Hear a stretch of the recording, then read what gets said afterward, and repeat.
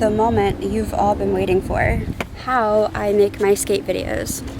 First things first, you have to learn how to push. And I don't mean like push, but like truly like pumping. Toe touching exercises is what helped me the most. Always listen out for cars, watch out for cars. I never wear earbuds in my ears when I'm doing this because of that reason. The second step is learning how to hold your phone. This is the key factor. So I have my pointer finger and pinky finger in the front, and then I have 2 other fingers in the back. So this is how I hold my phone during all my videos. That's how I'm able to keep it so stable. And once you really do get the hang of pushing, you start recording yourself. And what I do is I drop down like this.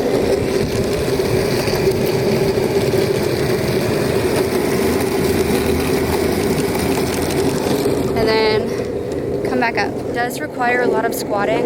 It did take me a long time to figure out how far away I should keep my phone out in front of my wheels. When I first started out doing this, I would eat shit a lot, but that was before I started using shark wheels. I would also run over my phone a lot, so shout out to Verizon, Assurion, you're the realest, because I would have had to pay way more in phone replacements if I didn't have insurance. And like honestly, you can just like start playing around with it slowly, but it's honestly way more fun when you're going super fast. I'm gonna try to show you a back bend.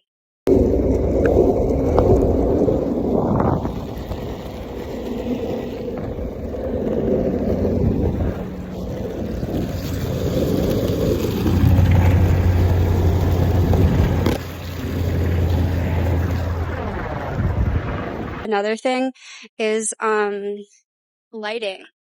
Like this park is so beautiful, and the way that the sun hits this road is incredible. Like just look at this. Hold on, let me shoot a TikTok video for you. I'll choose this one. All right, ready?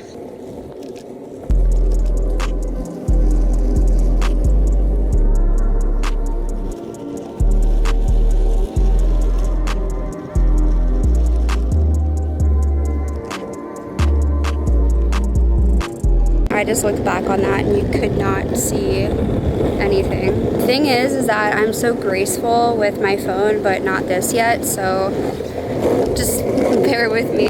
I'll get better, I promise. Let me try shooting that again. Can you see me when I do that?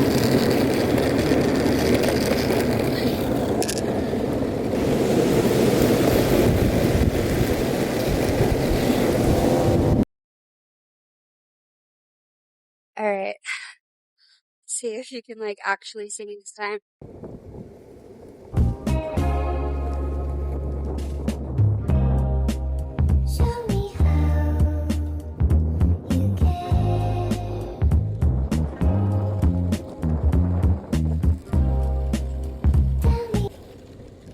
Let me do another one.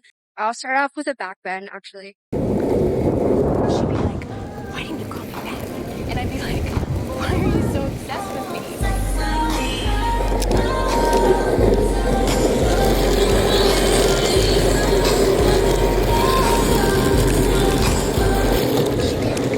Honestly, what really needs to happen is I need to have someone come out and ride right beside me so you guys can actually see what I'm doing the whole time. I gave you a little bit of a taste today, but I'll definitely have someone come out and record me. Sometimes I use 2 hands, sometimes I'll do like these other crazy camera movements.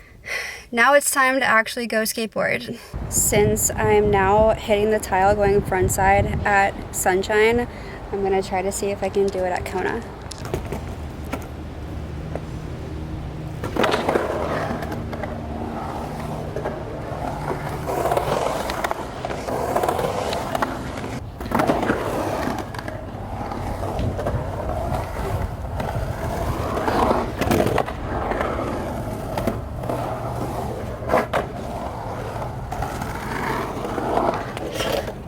that, I think, was the highest I've ever been going frontside.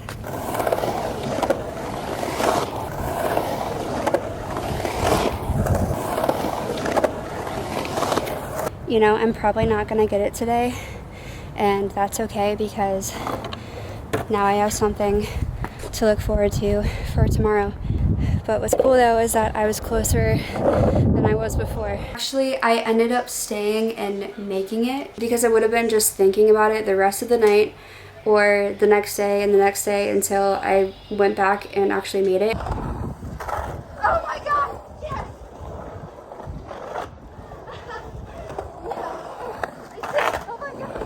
For the end of this video, I figured I'd talk about why I started skating. I get asked this all the time on my lives, and I figured I'd just have it as part of my first YouTube video. My focus, trying to figure out the tracking with this camera. I know I was so blurry in some of the footage that I recorded for you guys, so I'll get the hang of it. I started skating because of a breakup.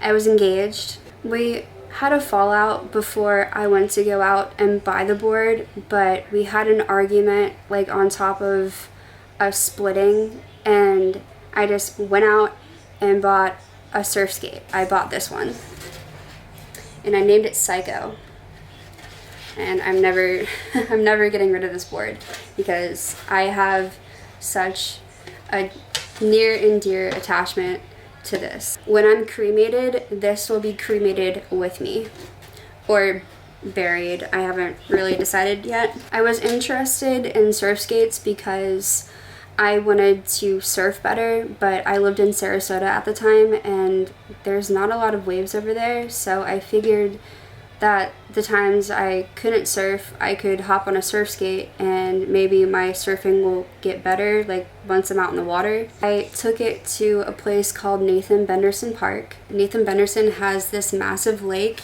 and there's a blacktop trail all around it, and I think altogether it's about 2.5 miles, and that's where I really learned how to push. Actually, I started making my videos there too because that's when I was like kind of experimenting, like lip syncing like while I was riding my board. But then one day I just put my camera down and I showed the wheels and I was like, whoa, that was so cool. Then I just like had this vision of how the videos like could be. My biggest inspiration comes from Blade Runner. It was the scene where she goes, "You look lonely. She was larger than life, and I kind of wanted to like produce something like that. No one else had kind of like a point of view that I was imagining in my head that I could achieve. And over the years, it took so much practice to finally achieve like what I was envisioning, but after so many years it finally came together, and that's how my skate videos came about. But to me, like, cruising and surf skating is very different from skateboarding. I was cruising around before I actually went to a skate park. When I finally moved to Jacksonville to surf more, because I had a 9-to-5 at the time that allowed me to work from home, that allowed me to surf a lot more, especially in the morning. I would be a part of like the whole crew that went there during sunrise, and they kept telling me to go to a place called Kona Skate Park. They didn't tell me to go anywhere else. They told me to go to Kona. Honestly, I was so nervous going by myself, so I booked a lesson, and I figured that would be like a good way for me to actually get into skating at skate parks. Honestly, I loved my first lesson. That's when I like fell in love. I think it was during my second lesson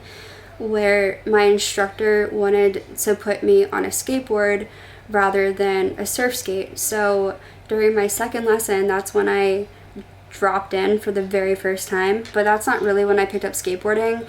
I kept riding around on my surf skate because everyone told me like, oh, riding on a surf skate was so much harder, and I thought that was like cooler to do, like riding on something that was way harder than like what everyone else is riding. And then I competed in a surf skate contest that was in person. Prior to that competition, I submitted to an online comp. It was called the WSSL World Surf Skate League, and I won that 2 years in a row, so technically I'm a 2-time surf skate champion. But when I did the in-person surf skate comp, like, I totally blew it. I totally blew it. I was just so nervous because I've never competed in person like that before. And I was so mad at surf skate that I picked up a skateboard and started learning skateboarding. I didn't really identify with the whole surf skate, like posing on the board and with like the surfer style. Like that's not me. I'm not much of a surfer. To me, I'd rather eat the concrete than the water any day. For timeline reference, I started surf skating in 2021. I think it was April of 2021. I started going to an actual skate park, Kona, in August of 2022. That surf skate competition I mentioned was in August of 2023, so that's when I really started skateboarding. I guess considering my age and how long I've been actually skateboarding, I think I'm doing okay. I probably could be progressing a little bit more, but I'm trying to be smart about it. Things happen for a reason. Skateboarding got me through the breakup. It wasn't really your average breakup. I thought I was going to spend the rest of my life with him. It was really hard for me. I was also going through a lot of other things at the time. Not to be dramatic, but I think that skateboarding saved my life. I don't think I would be here without skateboarding. And I'm so grateful I went to Kona that day. Because if I didn't, I wouldn't have met so many amazing people. I have a little family here.